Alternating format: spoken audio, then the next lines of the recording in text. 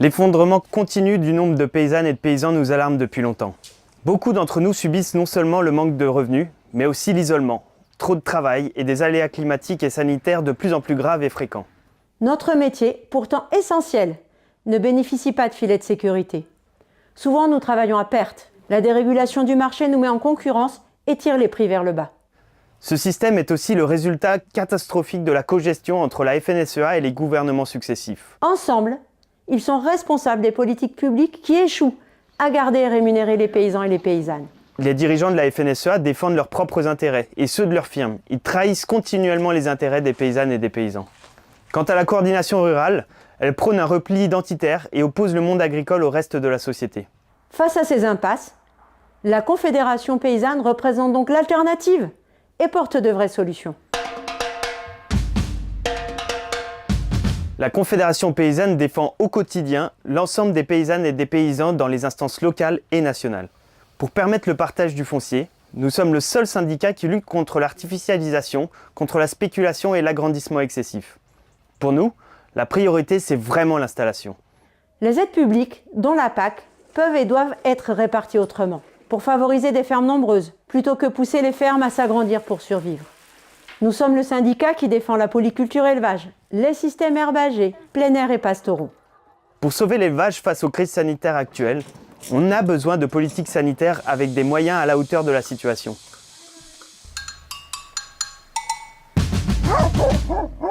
Pour l'avenir de nos fermes, la question centrale, c'est celle du revenu issu des productions agricoles.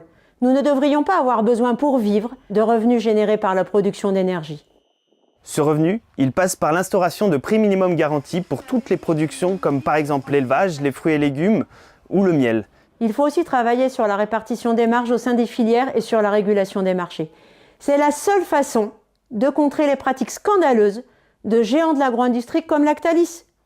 La Confédération paysanne, c'est le syndicat qui lutte depuis toujours contre les accords de libre-échange qui détruisent les paysans ici et partout ailleurs. L'accompagnement à la transition est essentiel et doit être renforcé pour bénéficier à tous les paysannes et tous les paysans dans toute la France, avec un budget fort pour les MAEC et un vrai soutien à l'agriculture biologique. Voter Confédération paysanne, c'est se donner des perspectives d'avenir. Nous serons actifs pour des chambres d'agriculture qui accompagnent et représentent tout le monde, avec enfin une gouvernance démocratique et transparente. Une priorité pour nous, c'est l'amélioration de la protection sociale des paysannes et des paysans, comme le droit au remplacement, des retraites dignes, le congé maternité ou encore la reconnaissance et l'indemnisation des maladies professionnelles. Nous nous battons pour une vraie place pour les femmes dans toutes les instances agricoles et pour une réelle égalité des droits.